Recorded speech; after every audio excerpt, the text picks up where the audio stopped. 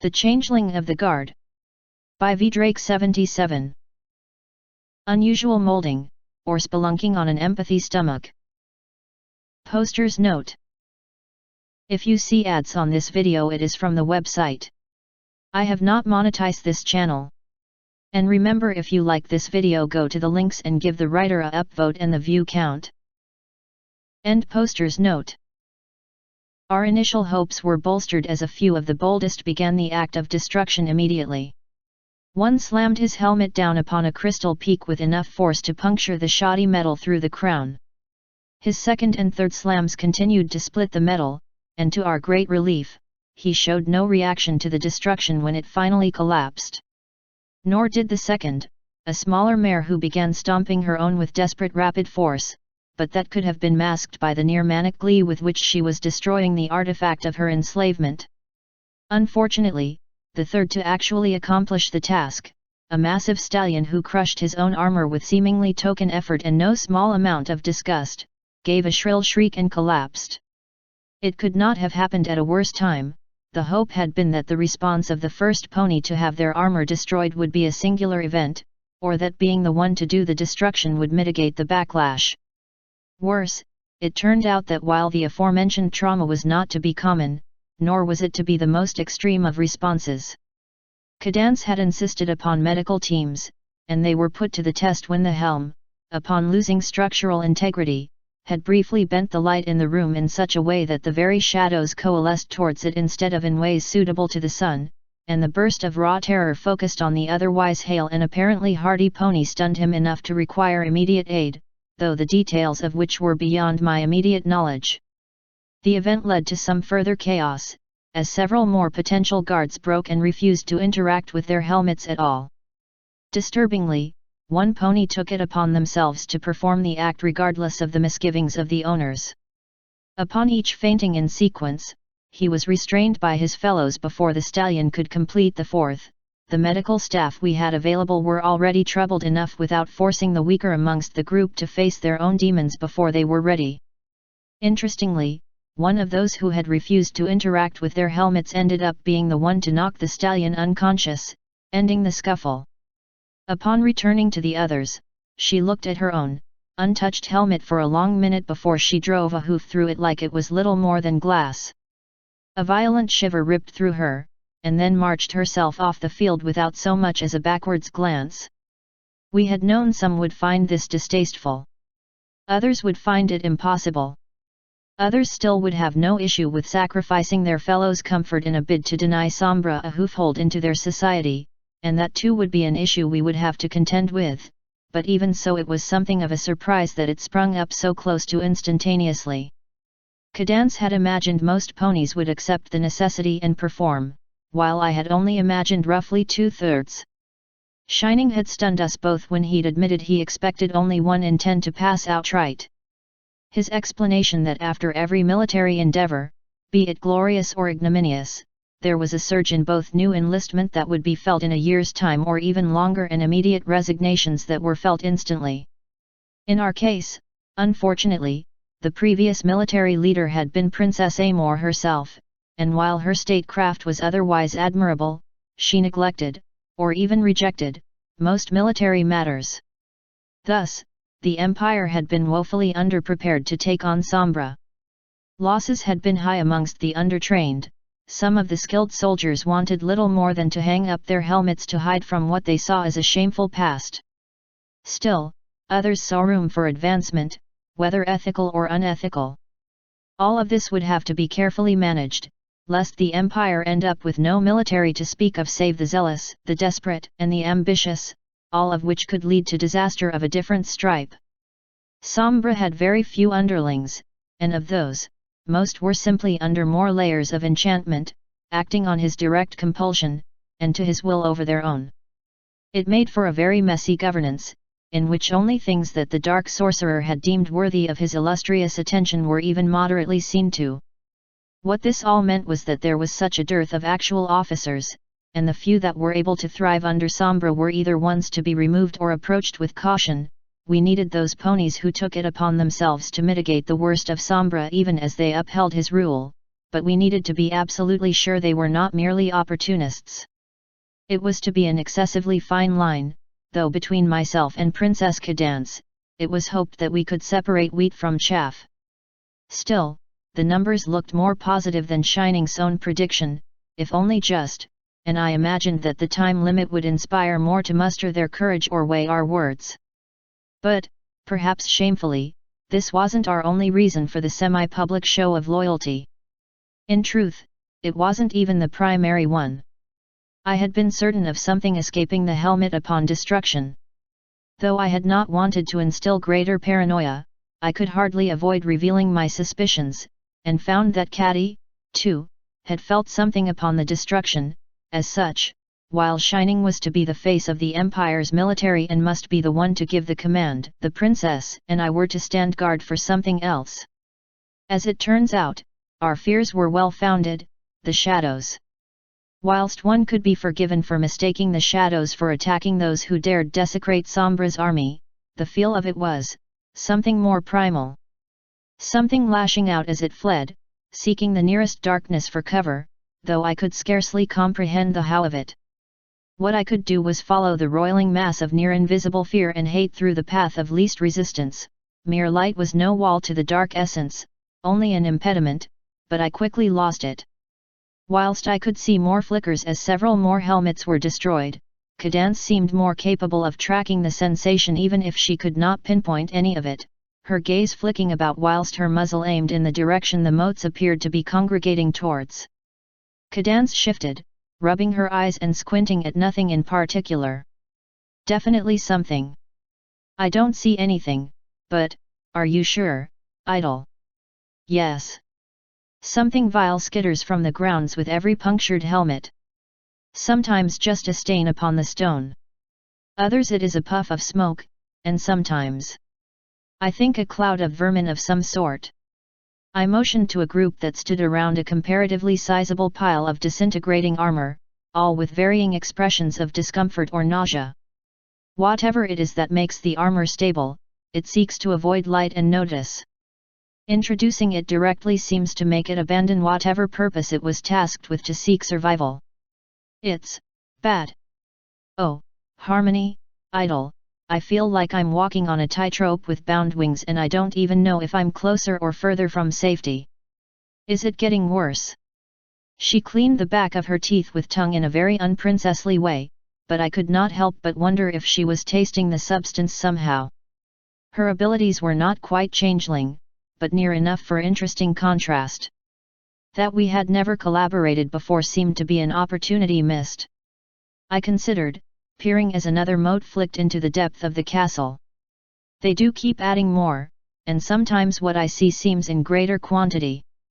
Perhaps we should adjourn and investigate sooner rather than later.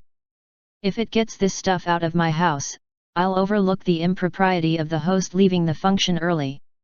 Caddy, I love you, but I'm gonna need you to be serious about this, Shining informed his wife, still watching the events stonily. A bead of sweat dripped from his brow, and I started at the realization that he was working on a spell of some complexity. Idol, are you sure this is a good idea? Celestia, help me, I can't see a damn thing you two are talking about, and I don't feel anything. If I could see something, I'd have it in a shield and we'd have something to go off of. I've been cooking up something, but, well, I can't really do anything about threats I don't understand. Most I'm going to be able to do is cordon off sections of the training ground and castle. Not even sure if sectioning off the Crystal Heart is a good idea, we're still trying to figure out exactly what it can do. No. I am not. But I am sure it is a situation growing potentially worse by the moment, as certain as I am that breaking any momentum down there could be disastrous for other reasons entirely. Well, for Harmony's sake, don't go alone. Take a couple who aren't falling apart. When we're done here today, I'm sending Dragonfire to Celestia to send some stabilizing forces. He continued to stare down at the milling ponies as they tried to determine the best means of ridding themselves of their tainted equipment. I'll send a signal if something goes awry up here. Worst case scenario, I'm popping a bubble and I guess I'll be sleeping here tonight with a bunch of cursed guards who will probably be I dunno, possessed and trying to kill me. Or steal the heart. Or break it. That seems about Sombra's style. Though he probably has more against Cadance than me. Faust, I don't like letting anyone out of my sight right now. Not a pleasant thought, sir. We will try to prevent the need. Well, you know, I just love the problems you bring me, idol, and I figured you might like a couple fresh ones. I really hope you're eating well. I cannot quite eat sarcastic love, sir. Cadance looked between us, looking uncertain of our, not quite banter, there was a bit too much snip for that, but I was not sure what else to call it at this point. Shiny, are you making a prison out of magic shields? Out of the castle. More like miniature pop-up bunkers in strategic locations, but, kinda the same thing. She bit her lip, worry clear on her pink features. I don't think I like that. Can you even do it? That sounds. It sounded like it would put Princess Luna's medical bubble to shame. I felt a flare of pride in my chosen liege. Shining armor does tend to put the lie to the phrase better than a master of one. When you are this skilled with a hammer, all of your problems might as well just be nails. The unprincely snort was very shining. Twilight D have a dozen better ideas. I think I can segment the castle enough to cause problems for anyone but us, but I'd be buying minutes, not hours. After that, reinforce the important ones and hope I don't miss anything when I drop the rest. Another wins. Been working on the framework since Idol mentioned this whole mad idea. Too big, too complex, not familiar enough with the terrain, it's definitely gonna hurt, so, try not to make me need to. Do whatever you need to do to keep Caddy safe. By your command, sir. Asterisk. It was a much distracted Cadance and a small squad of guards, including a much recovered amethyst, that trailed down through one of the castle supports. I don't like that this goes underground. I quite do, actually. There is a certain homeliness to it. I glanced at our escort, determining them far enough behind to voice my own concerns, and that the princess was not going to be able to hold her tongue on what she saw as more important matters of discussion for much longer. How long has Shining been? Cutie mark stressing. I was somewhat relieved she seemed to share my worries. He's been setting them off more often than I like. A few times after, the Queen, he's pushed me off the side of the bed. It's actually been a bit worse since you arrived. I grunted, disliking that almost as much as she clearly did. His shields did little to protect him or you from her, provided limited defense against Sombra, and now his troubles are mostly internal. Not problems physical protection can resolve. And I am sure that I, too, am reason for stress. But that's not fair, Idol, right Hall? Feels worse that way. She gestured down a dim corridor, and the guards behind us relit the gems that should have automatically brightened the stone tunnel while I took point down the darker path. He shouldn't hold anything that happened against you. I disagree, he has every reason to hold against me that I denied him information that could have allowed him to prepare for others to notice your nature. Forgive me, Your Highness, but Shining Armor was my friend before I met you, and I have done damage to our relationship by my own choices. This is something I must deal with if I wish to restore our friendship. Though I did not intend it, I did him especially wrong. Well, what about me? I gave at very least one leg, any chance of returning to my old life, and some part of my sanity up for you. I believe us to be square. Cadance's step faltered, and her words came slowly. That's very fair, she gave herself a quick shake, then continued trotting after me. You know, you treat me closer to Luna than you do Celestia. It's definitely different between us now. It was my turn to falter. She was right, I was inappropriately open with her. My apologies. I think I came to treat Luna how you wished to be treated, and simply was not as completely open with you out of old habit. With a fresh slate, I think I am struggling to treat you in the respectful fashion you are owed. I shall endeavor to do better. Harmony, no. I kinda like this. I was a little jealous. But, maybe I could help with Shining? It's kind of a thing I do, idle. And I think Shining would be alright with it, I've been meaning to talk with him about it. No. The word rang out before I could stop it, and I flushed, abashed at my own audacity. Thankfully, I was enough ahead of her that I doubted any forgiveness, but Shining's friendship is vastly important to me. If I cannot re-earn it as a friend should, then perhaps I do not deserve it. Oh, okay, yeah, that's fair, too. Wow, idle, sometimes you really do feel like a different pony. I threw up a hoof. Stop.